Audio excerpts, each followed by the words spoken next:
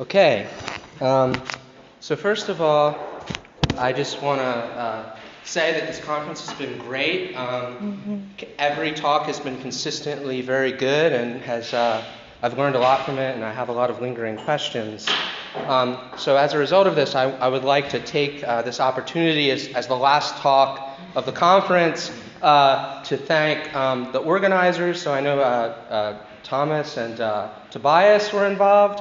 And maybe we should also thank the master himself for playing such a great role in this amazing conference. So let's maybe do that now.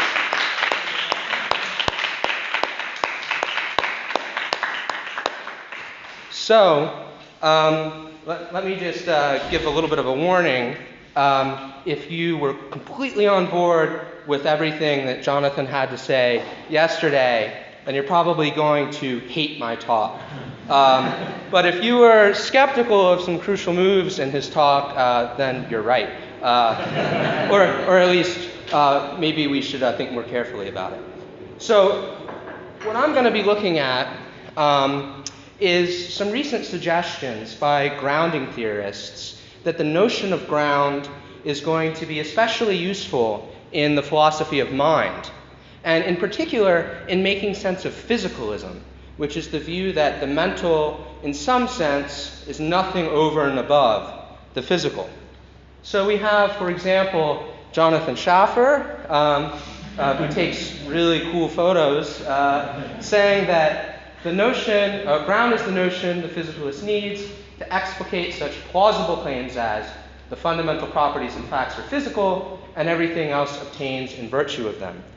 And similarly, we have Shamik Dasgupta telling us that one might try understanding the picture of physicalism in all of these traditional ways, but the recent interest in ground stems largely from the idea that these formulations do not fully capture the picture, and that we should instead understand it in terms of ground. And you can find similar remarks by philosophers like Gideon Rosen and Karen Bennett and others. And I have some problems with sort of the ideas lying behind these remarks, but I do think that there is a kind of hope that we can abstract from these kind of remarks. And what I think the hope is supposed to be is that by bringing the notion of ground into the philosophy of mind, we can get a new version of physicalism that I'm calling grounding physicalism, that's going to have certain advantages over the traditional options. And in particular, what I have in mind is the hope is going to be that we're going to get a version of physicalism that occupies a nice middle position between standard approaches to reductive and non-reductive physicalism. So the interest of my talk is this hope of grounding physicalism. But unfortunately, what I'm going to be doing, at least in part, is trying to dash the hope. And I'm going to do that by arguing that grounding physicalism leaves a particularly bad explanatory gap. And then I'm going to argue on that basis that the grounding physicalist faces a dilemma. So that's what I'm going to do. And the way I'm going to do it is first by saying what exactly grounding physicalism is and why you might be interested in it. And then once it's laid out, I'm going to argue that if you were a grounding physicalist, you were going to be committed to certain grounding patterns about consciousness being explained or explainable by the essences of mental features or consciousness. And then I'm going to provide some reasons to think that the physicalist or the grounding physicalist can't meet this explanatory burden. The relevant explanation is not going to be put in place. And then I'm going to explain why this creates a genuine explanatory gap that deserves a novel response in the philosophy of mind. And in the process of doing that, I'm going to establish the aforementioned dilemma and then talk about some wider implications of this argument. So let's go to the first stage of the talk, grounding physicalism. What exactly is it? Well, in order to say that, let me just be clear about some things I'm going to be assuming about the notion of ground. So the first thing I'm going to just assume is that the notion of ground, or metaphysical grounding, is a relation that holds between facts, using this right to left arrow to symbolize it. And this is basically just for convenience. If instead you want to understand grounding as a relation that holds between entities of various ontological categories, or treat it as a sentential operator, everything I would like to say, as far as I can tell, you can just translate it into these other frameworks. I'm also going to be assuming that, at least with respect to the sorts of issues that are at stake for physicalists, that the grounding relation is asymmetric, irreflexive, transitive, and necessitating. Now, different philosophers reject various of these assumptions, and I don't have time to get into that today, but I do think there's a case to be made that if you were a grounding physicalist, you should like these principles, so I'm just going to be assuming it for the purposes of this talk. So, with those assumptions in place, here's how I'm thinking of grounding physicalism. Grounding physicalism is the thesis that the facts about consciousness are fully, immediately grounded in the physical facts. And what I have in mind by full immediate ground is that there's some chain of ground leading up from the physical facts to the facts about consciousness, such that there's no stricter or fuller account as to why those facts about consciousness obtain. So this is going to allow that the physical facts might ground the mental facts by grounding various intermediary facts, for example, biological facts or neurological facts. So that's how I understand the view. Well, why would one be inclined toward it? I think there are some things that you can say in its favor, though this is usually left somewhat unexplicit in the grounding literature. It's not often made clear why this view is supposed to be preferable. So I want to try to motivate it on behalf of someone who's inclined toward it. So one nice thing about it is that unlike certain approaches to standard non-reductive physicalism that usually appeal to some kind of supervenience relation, these kinds of views being accused of requiring brute supervenience relations, you might think grounding physicalism doesn't have this problem. But let me just say a little bit more about what the problem is supposed to be. So the idea is something like supervenience relations really only track modal correlations between things. And these modal correlations cry out for explanation. So what you end up with, if you appeal to supervenience as a physicalist, are these brute facts about modal correlations between various properties, and then that starts to look suspiciously like the brute psychophysical laws that the property dualist is committed to. So we might put it like, just as the property dualist is committed to nomological danglers, the non-reductive physicalist is committed to modal danglers. Now, if you think that grounding entails various supervenience relations, then you'll get an explanation of why the mental supervenes on the physical in terms of the sort of dependency relation that holds between the two. So that's one nice thing about grounding physicalism. Another nice thing is that though it entails necessitation in one direction, it need not entail necessitation in another direction. And this is nice because one problem that exists, for example, for a mind-brain identity theory, according to which necessitation goes in both directions, the grounding physicalist can accommodate the multiple realizability of mental states. So the idea is that the same phenomenal property might be grounded in different physical properties depending on the organism that instantiates the property, or maybe even depending on the time at which a given organism instantiates the property. Or maybe there are even different scenarios across modal space in which different physical properties ground different mental or the same mental properties. And then generally, and even if you aren't a mind-brain identity theorist, reductive versions of physicalism have often been accused of one way or another just leaving out the most important part of consciousness.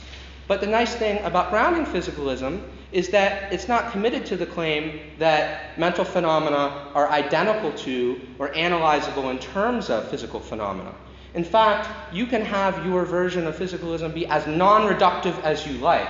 This view is initially consistent with the idea that the essence of pain, for example, is exhausted by its likeness. This is going to become a problem later, but it's an initial attraction of the view that there's no inconsistency here. So to just sort of sum up why you might be interested in grounding physicalism, it's just not as weak as some approaches to non-reductive physicalism, but it's not as strong as certain approaches to reductive physicalism. So that's what I had in mind when I said that the hope of grounding physicalism is that it occupies this nice middle position between the two. So that's how I'm understanding grounding physicalism. So now I'm going to turn to the main object of the talk, which is to suggest that it's going to leave an explanatory gap, and then use that to establish my dilemma. And you might be thinking, if you've read any Descupta and so on, oh, the grounding physicalist has this big problem of what grounds the grounding facts. And indeed, I think that this is a very serious problem for the grounding physicalist. But I'm not going to be considering that issue in this talk, because I want to point out that even if you have an answer to that problem, you still have a separate problem. And the problem is going to appeal to the notion of a grounding pattern. And I'll say what I have in mind by giving an example. So suppose you think that there's an actual particular grounding connection between two properties. So for example, you think that the fact that Jones is in pain is grounded in the fact that his C fibers are firing. Well, if you're really committed to that particular grounding connection, it now looks very plausible that if someone else's C fibers were to fire, that too would ground their experience of being in pain. And we can just keep multiplying examples, and the plausibility never diminishes. And we can even multiply examples across modal space. So I think that the grounding physicalist is committed to the idea that there are these patterns between phenomenal properties and physical properties. And to put it slightly less abstractly, the idea is that anytime some physical event grounds an experience, that event is going to have some property, maybe a very complex one, maybe a highly disjunctive one, such that necessarily, if any event has that property, then it too will ground an experience of that kind. And in addition to just being plausible in this sort of case, at issue for the physicalist, this also just seems to be a general feature of grounding.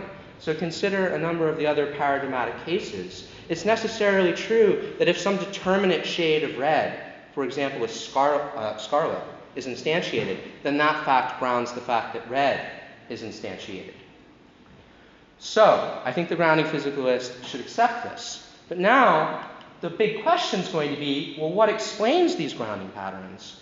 To use a silly toy example that is going to come up again and again in the talk, if you think if the following is a fact, necessarily for any x, if x's C fibers are firing, then that fact grounds the fact that x is in pain.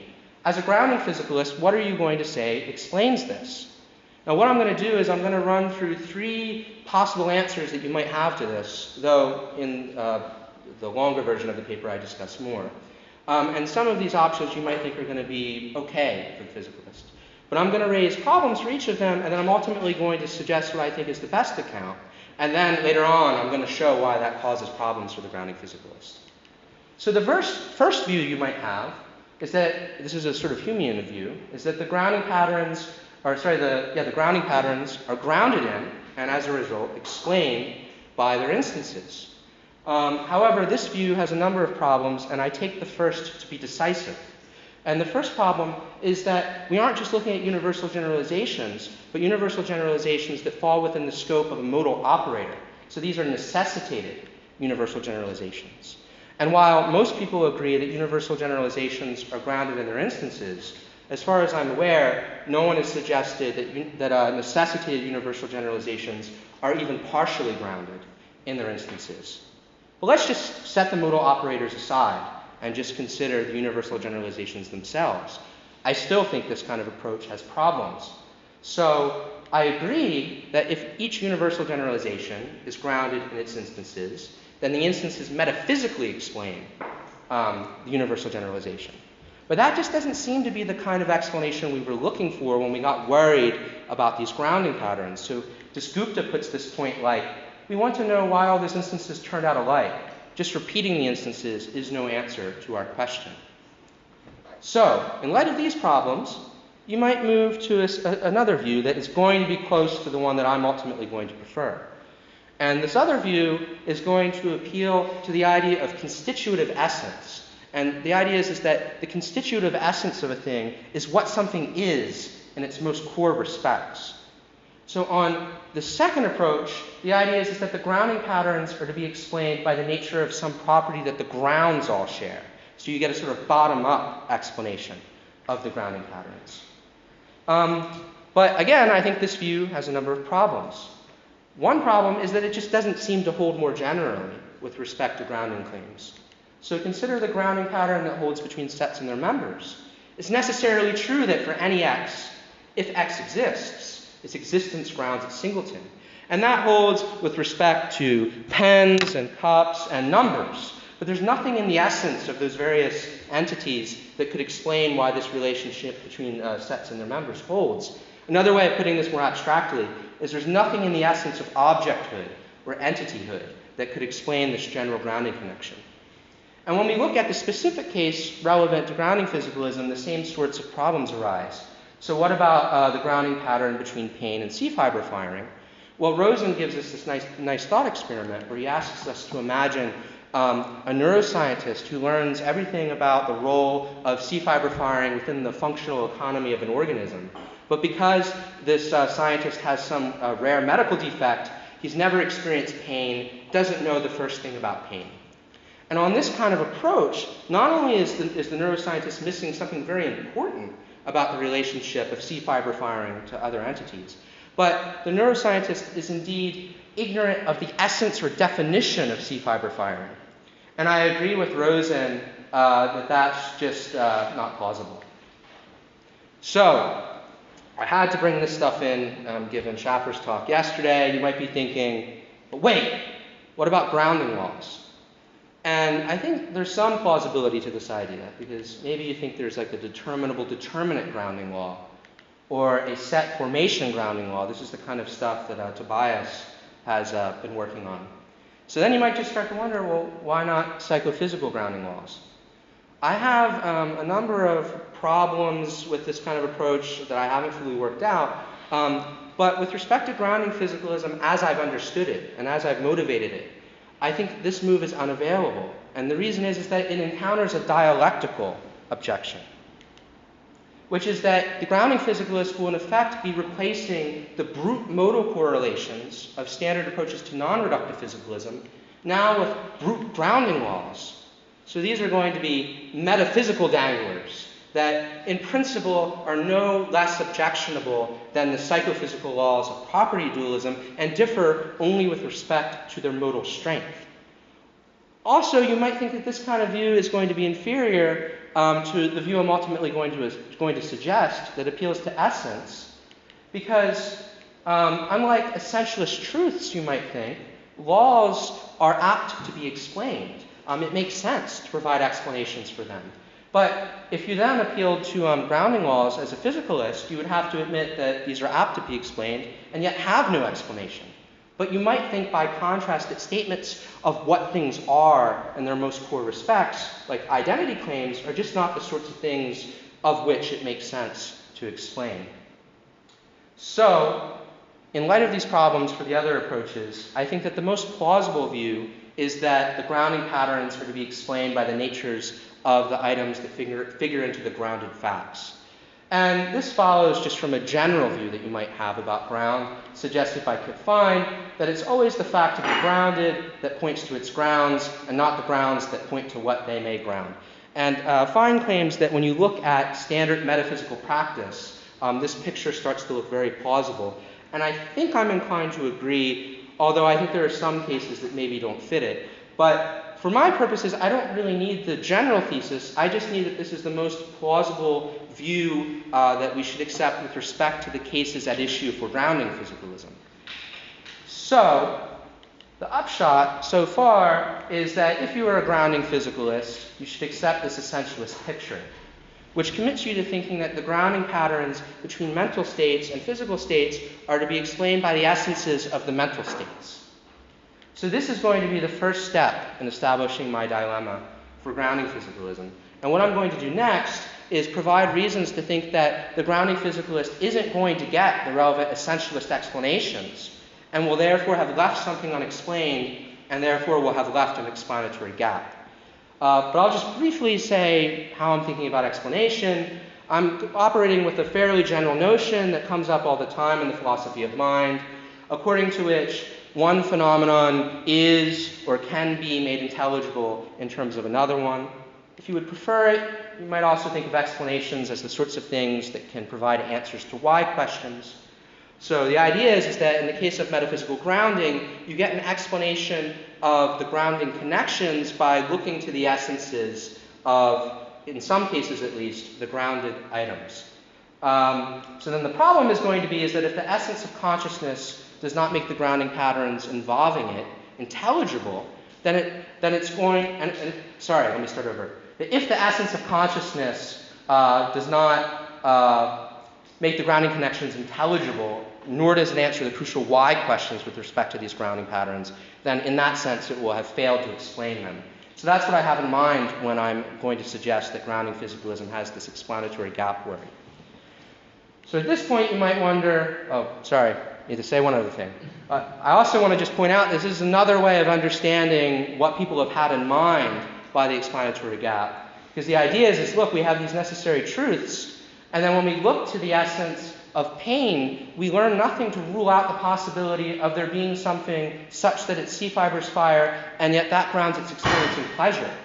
So if what I'm about to suggest is correct, the grounding physicalist lacks an explanation of why C fiber firing should feel the way that it does, rather than some other way, or no way at all. So I needed to say that first. So the next thing is, well, why in the world think that the essences of mental states don't provide for the relevant explanations? And unfortunately, at this point, I have to now appeal to the usual considerations.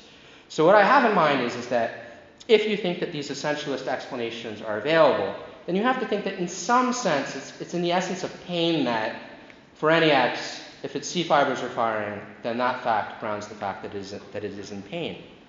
But the problem is that it seems conceivable that there be worlds where all of the physical facts obtain, and yet none of the mental facts obtain at all. Now, I agree that the claim that conceivability entails possibility is controversial, but it's very commonly assumed by physicalists and anti-physicalists alike that conceivability at least provides defeasible evidence for possibility. And if conceivability provides defeasible evidence for possibility, then it provides defeasible evidence for thinking that essence claims like the following are false. So absent defeaters, the explanatory gap is going to persist. Another sort of consideration that came up in Fabian's talk is that a number of philosophers have been attracted to a sort of thesis of revelation, not only with respect to experiences, but also the sensible qualities. But with respect to experiences, the idea is that in having an experience, one is in a very special epistemic position to know all of the essential properties of that experience. And now the problem is going to be that on this kind of view, when you sort of look into the essence of pain, you don't find mention of the physical at all. So this is, again, going to be defeasible evidence that the essences of mental properties don't explain the grounding connections involving them. Now, I know that this view is controversial, but you should have something to say in response to it. And this is also somewhat embarrassing for the grounding physicalist, because one nice thing about the view is that it was initially consistent with something like this. So what I've argued in this section of the talk is that there's at least a cumulative defeasible case that the essences of mental states do not explain the grounding patterns alleged by the grounding physicalist. So this is going to be the second step to my dilemma. And I'm going to get to that now, but I just want to say one quick thing about why this explanatory gap is distinctive. And it has to do with the way philosophers of mind have standardly replied to the charge that physicalism gives rise to an explanatory gap. So the standard reply is nicely embodied in David Papineau. He tells us that a mind-brain identity simply says of something that it is itself. And then he tells us that once you really accept that pain, say, really is some material M, then you will see that this requires no more explanation than does Mark Twain equals Samuel Clemens. Identities need no explaining. So on this kind of response, it's sort of unfair to the physicalist to say that there's an explanatory gap. There's not really an explanatory gap. Nothing's left unexplained if physicalism is true. There's just a cognitive illusion of an explanatory gap, to use Michael Tye's terms, or an intuition of distinctness, to use Papineau's terms. And a number of philosophers in the philosophy of mind literature adopt a similar kind of approach. But now, here's the important thing to notice. If you are a grounding physicalist, this kind of move is not going to be available to you. Because central to the response is that it makes no sense to explain why one thing is identical to itself. However, grounding connections, unlike identities, are apt to be explained. It does make sense to ask why one thing grounds another. So if grounding physicalism is true, and the other considerations I've appealed to sufficiently support their conclusion, then grounding physicalism is going to leave a genuinely explanatory gap, not a mere cognitive illusion. Now, don't get too worried, because I think that the grounding physicalist might be able to say something about this. But I think that ultimately what the grounding physicalist is going to have to do is say something about the nature of the mental states that figure into these grounding connections. And maybe that's the sort of thing that has to proceed in an a posteriori kind of way. However, if that can succeed, then grounding physicalism will no longer be a non-reductive view. And yet one of the primary motivations for grounding physicalism in the first place is that it didn't require anything like reduction. You could have it be as non-reductive as you like. So I think that the grounding physicalist faces the following dilemma. Either leave this genuine explanatory gap that doesn't admit of the usual response in the philosophy of mind literature, or provide something like a reductive account of consciousness, thereby giving up one of the primary motivations for the view. So in the last minute or so, I'm just going to talk about these two different options of the dilemma. So on the first option, you have to give this reductive account. The problem with that is that a number of philosophers of mind are just persuaded that no reductive account of consciousness is ever going to succeed. That's why so many philosophers appeal to supervenience in the first place. And that's why Terence Horgan, for example, has been worried about what super-dupervenience is going to look like, because we don't want it to be anything like reduction, otherwise we're back to square one. And it's actually for that reason that grounding physicalism looks like such an enticing option. But more importantly, on this kind of approach, physicalism ultimately requires the same tools that philosophers of mind have been using all along, namely reduction and identity. So now it's unclear why we shouldn't have just started with one of these standard approaches to the philosophy of mind rather than bringing in all of this new machinery. So the alternative is to just concede that grounding physicalism leaves an explanatory gap. But as authors like Joseph Levine, for example, who is a physicalist, argue, this is at least a big cost of the view that needs to be explained away in some way. And this is also going to just give machinery to anti-physicalists who are just going to take the existence of an explanatory gap to be considerable evidence for an ontological gap. And these kinds of philosophers are just going to take from this biting of the bullet that consciousness is not metaphysically grounded at all, but as Kip Fine has suggested, perhaps just naturally grounded. So let me just say one last thing about a general lesson that you might learn from the dilemma that I've tried to press against grounding physicalism. Maybe the notion of ground just is not as useful to addressing the mind-body problem as has been traditionally assumed. So maybe it has some other uses in the philosophy of mind, but perhaps not so much with respect to the mind-body problem. So now you can give me your devastating objections.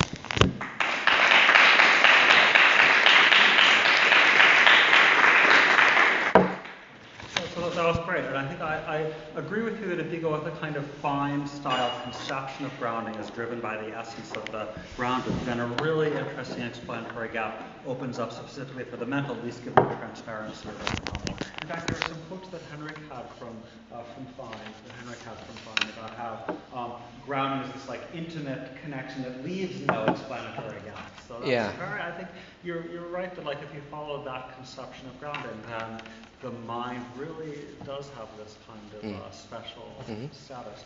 But I do think, so now I'll try to press you on what you said about the laws of metaphysics way out a little bit more, because this is going to be just a request for saying, well, you went through it quite quickly, of course, given time constraints. I wasn't convinced by the things that you said, but maybe there's more that you said.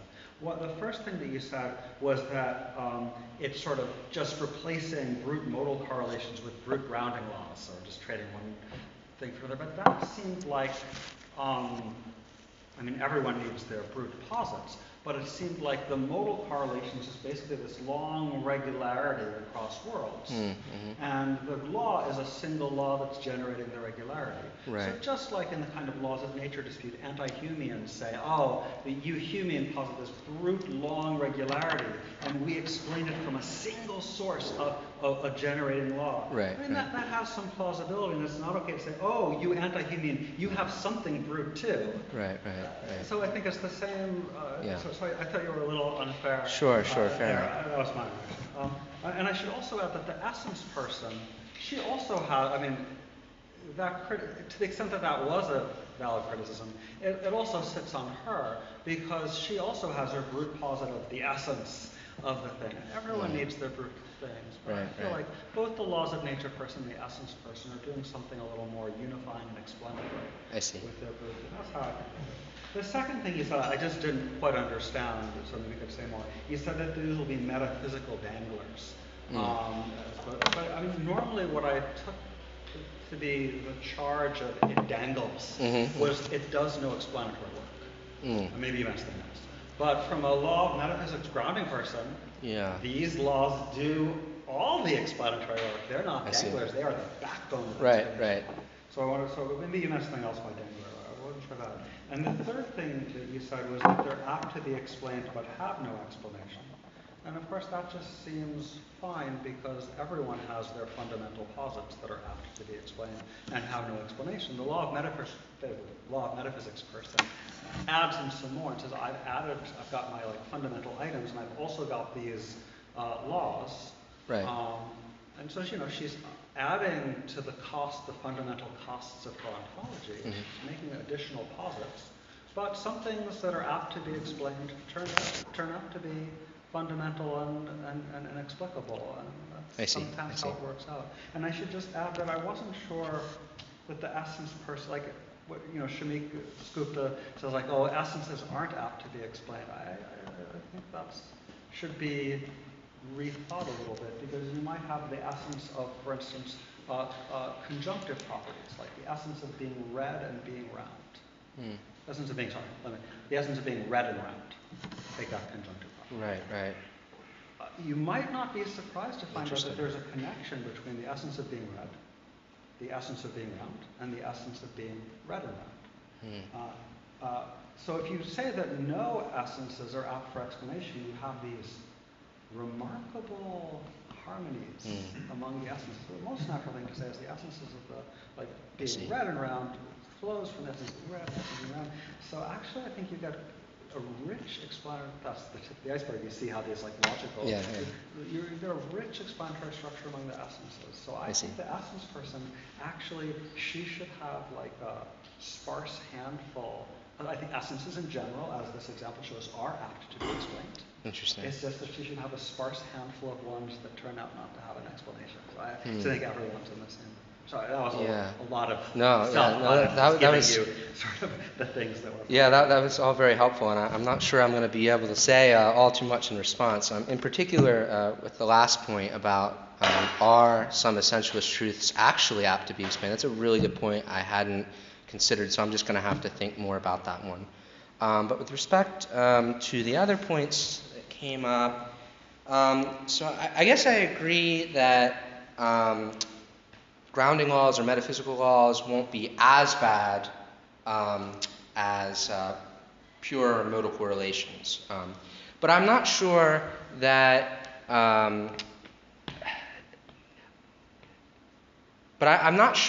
for example, people who have run this objection to standard non-reductive physicalism have also thought that psychophysical laws will be as bad as modal correlations.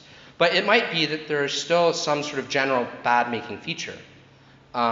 So the way I would put it is, of course, the property dualist who thinks that there are these sort of simple fundamental set of psychophysical laws that explain the nomenological supervenience of the mental on the physical, just as they are better off than someone who just thinks there are all these modal correlations that have no explanation.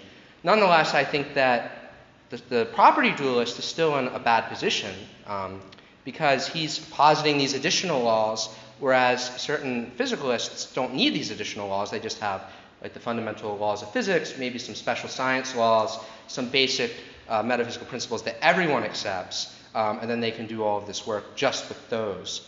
So again, it might be that metaphysical laws aren't as bad as modal correlations, but maybe they are just as bad as the sorts of things that property dualists need. So then the two views might be on a par in that respect.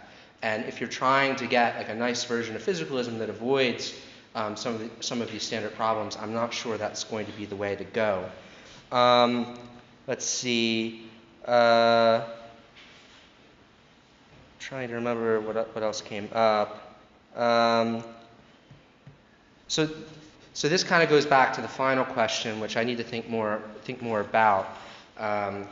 But I guess in certain moods, I do feel the kind of force behind what Dasgupta talks about, or like just as identities need no explaining, like statements of essence need no explaining. So one point that you made, I think, is that everybody has their fundamental posits. Somebody who appeals to metaphysical laws has the metaphysical laws as their fundamental posits, whereas someone who takes the essence-based approach just has all of these essentialist truths as their fundamental posits. But setting aside like the really nice consideration that you brought up, which is maybe there are certain like inter-essence explanations. Assuming that can be addressed, I guess I do just feel the pool of Dasgupta's intuition, which is why I think that might be the better way to go. But other than that, I need to think more about those considerations, and those are very helpful.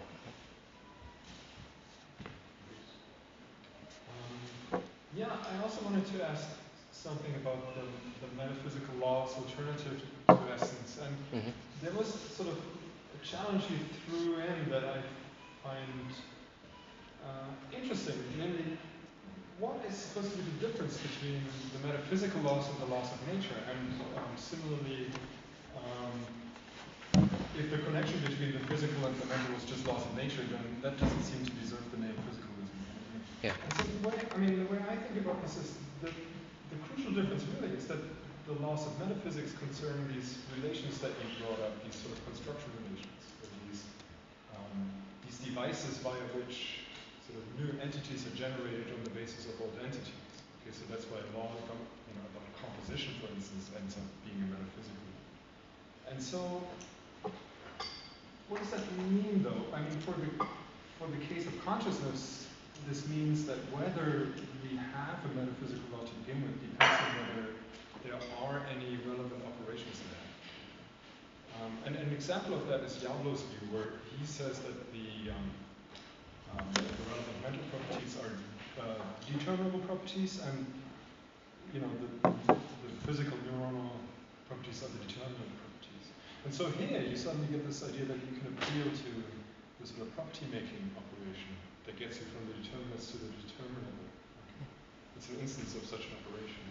And if you have this sort of thing, you could then maybe posit the law, it would be a metaphysical law, and you'd be happy. But the interesting thing is that in a way, then, you're right, the grounding isn't so important. What's important is the presence, the ontological level. Are there these the relevant operations that get you from some physical stuff to some mental stuff? See. And so the grounding, the explanation questions ultimately are a bit of a red herring in that context. Yeah. So.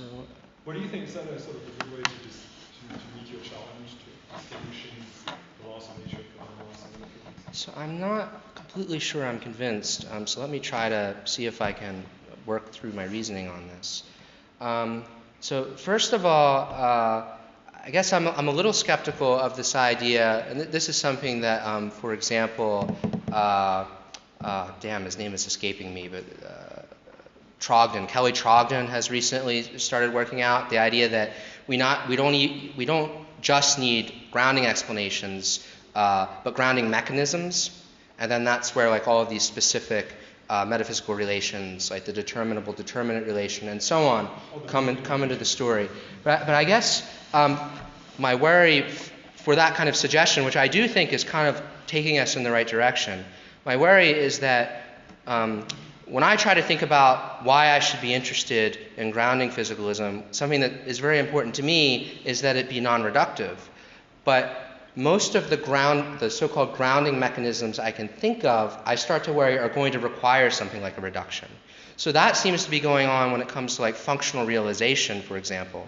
Because functional realization is usually understood in terms of identifying the functional property with some sort of higher order property. And then there have been different accounts of determinables that appeal to similar sorts of ideas. So my first worry is just the moment you start bringing in these mechanisms by which the grounding takes place, I worry that you're then down the slippery slope to giving a reductive account of consciousness, which is what we were trying to avoid. But you wouldn't be on Gauss account, for instance. What's that? You wouldn't be on Gauss account, for instance, because the determinable has sort of multiple possible determinants. Right. So I agree that it need not be the case that the determinable reduces to, for example, the disjunction of its determinants, but it might be that a determinable property is reducible to some sort of abstract, like functional property or something like that, and that's going to be objectionable for the usual reasons that have been brought against, like role functionalism. But I think the bigger question in my mind is, unless you bring in this talk of essence to supplement the idea of these operations and metaphysical explanation, I start to kind of lose a grip on what someone who posits these grounding laws is really saying that's any different than how a property dualist might think of it. Because they'll both think that there are certain synchronic connections between mental phenomena and physical phenomena, and all they really disagree about is the modal strength of the two. So it's sort of a challenge. Why, if the operations that the dualist is committed to are problematic, then why aren't also the grounding laws problematic? And maybe there's an answer to that challenge, but from what I've seen, I haven't seen anybody completely address it. Thank you. Yeah, this was really interesting. At first, I just had a thought that might help you partially back to Jonathan's point about the explaining essences. So I've always felt like Dasgupta kind of overstayed his point in taking all essences to be autonomous. I think at least it should be, I don't know, I haven't explored the idea myself, but I think someone should explore the idea, someone smarter should explore the idea that we have all these kinds of phenomena and entities, and some of us think that some of them are very basic and some of them are intermediate and some of them are extremely derivative, like high order. And you might think that all of them have essences, but metaphysically very high order phenomena might have derivative essences. And those essences in turn have to be explained. You can ask meaningful why questions about why their essences are such and such, but they always have to terminate in basic essences which need to be autonomous, which can't be, or you can't ask the why question aptly. Right. So the conjunction case might seem maybe like a candidate. Maybe there are if you think of really high level phenomena like universities, surely universityhood has an essence. Right. Is it unthinkable that why that essence is the way it is could be explained with reference to other essences? I don't know. It may be a certain way out. But that's for the maybe less helpfully minded part, more critical one. I was maybe this is similar to Jonathan's point, but I'm due to the opaque grounding stuff, I'm someone who's kind of tempted by the picture, which is somewhat chaotic, where we have some grounding laws that are explained by essences. Right. Some grounding principles. Maybe where we have these metaphysically transparent grounding cases. There we can have explanations of the laws by pointing to essences or metaphysical analysis, or what have you. And then we might be forced to admit certain cases where, since it's an opaque grounding case, there simply is not the right backing of them. And that's costly. I mean, that is an added cost. It would be better, I think, in one respect. It would be cheaper if you could back it through an essence or a metaphysical analysis, because I think that at least the fundamental essences and the fundamental metaphysical analysis facts are free. There's no cost to it. If you can ground a principle with reference merely to those, then that's the best you can get. So there is a cost to admitting the synthetic fundamental ground laws. But you very aptly demonstrated those really serious problems for the explaining with reference to the essence of the grounded fact in the case of the consciousness case. So Right. given that it's like, yeah, it is a cost of the synthetic grounding law solution, but you yourself given a reason to believe that the other antecedently maybe promising solution looks really bad. So this So that's really helpful, and it was nice to hear your talk because there are certain interesting parallels. And one thing I've started to notice the more and more I think about this kind of stuff is that when you read people like Kip Fine and Gideon Rosen, I think they think of these essentialist connections as a sort of necessary condition on metaphysical grounding. And you might think, whoa, that's too strong. Maybe it's not a necessary condition on metaphysical grounding, but it's like an important desideratum on a theory that posits grounding relations. So another way of sort of getting at the conclusion I'm trying to push here is that if you run this kind of grounding physicalism, it's ultimately going to collapse into a kind of emergentism. Just as if you accept grounding connections as a non-naturalist, there's a sense in which you're opposed to a physicalist worldview. And I don't want to rule out that such a view is a non-starter or anything like that. But I at least think that it's in tension with the sorts of motivations or the sorts of considerations that people have found appealing when it comes to physicalism, which is supposed to be some other sort of thesis. But I don't know. There's also just like a more interesting question that when you accept a view like Schaffer's, for example, how then do you understand like something like emergence? Because maybe just the opaqueness of the principles is not enough to get emergence. So I'll have to think more about that. Yeah. Very clear. Thanks, I enjoyed that. Always like to teach or challenge the physicalists. I wanted to ask about the relationship between your talk and Jonathan's talk, because what Jonathan highlighted is explanatory principle, like the functionalist principles in the case of the one-body problem, were not exactly the grounding relations. So I'm not entirely clear about the connection between these explanatory principles and the grounding relations, but they're not the same as far as I understood. Maybe the grounding relations are not the right place to look for sort of interesting explanations. Maybe this is more to elucidate the ontological status of mental facts, but not sufficient to explain all the interesting connections or mental facts. It's like saying that ontologically a table is a mereological composition of particles. Right. So it suffices to explain all the interesting facts about tables. You have to do a further causal functionalist analysis. Maybe there's an analogy there. I see. Wait, can you say that last point again? I'm not quite clear I got that part. Yeah, I say that ontologically a table is nothing over and above the mereological composition of particles or atoms. Yeah. This doesn't explain why the table is stable, why it is impenetrable, and so on and so forth. So this grounding relation does not suffice to explain all the interesting tables, and you would have to do a further analysis. Yeah.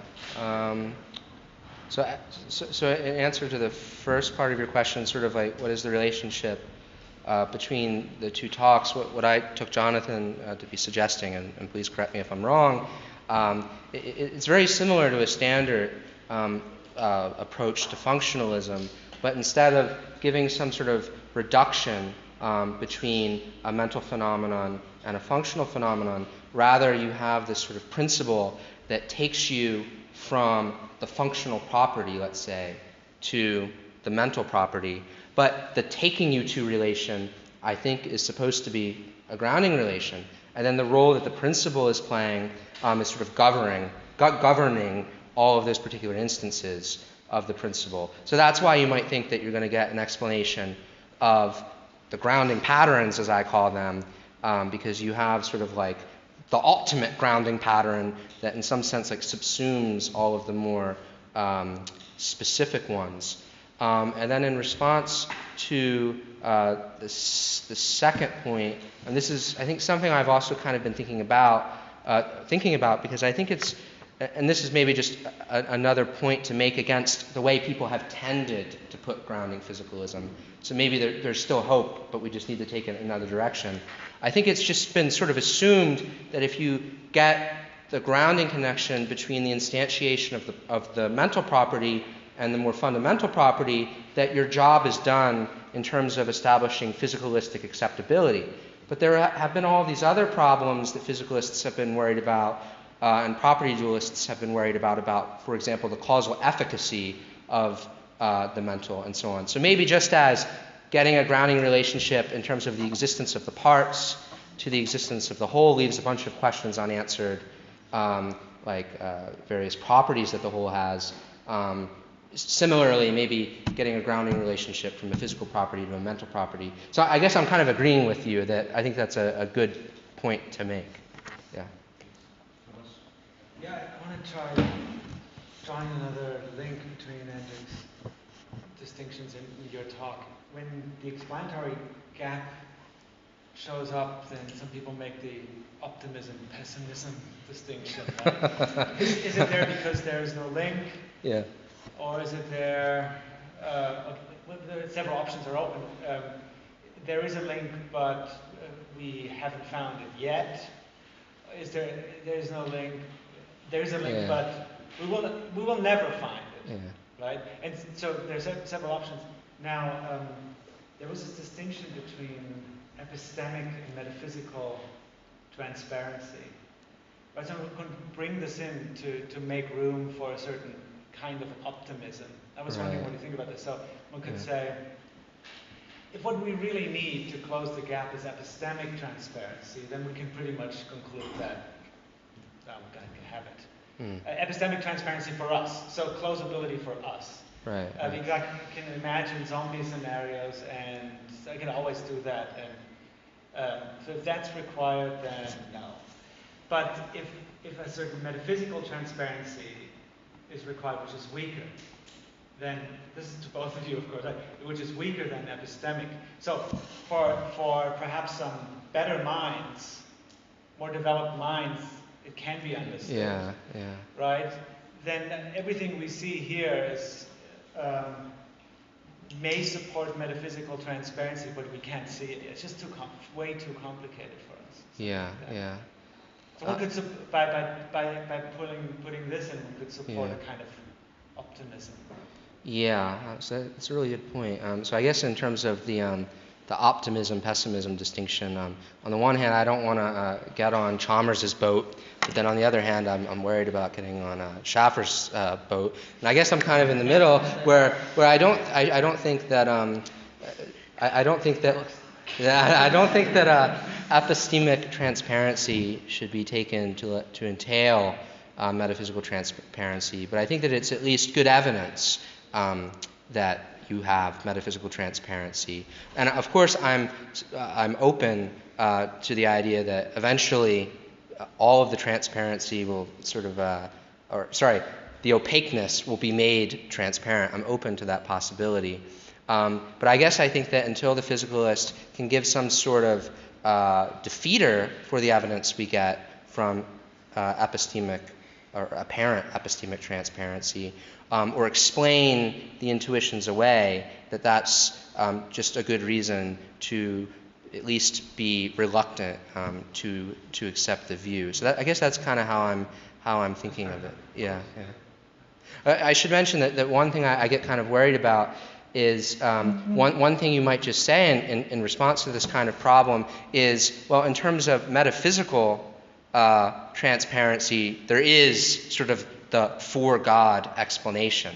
But for creatures like us, that's just never going to be available to us. Then there's a sense in which maybe physicalism turns out to be true, but there's also a sense in which it ends up being like a kind of Mysterianism, because there's this in-principle explanation, but it's never going to be available to us. So that's like the ultra-pessimist option. So I'm not sure I want to go that way, but I think it's interesting that that option exists. Yeah.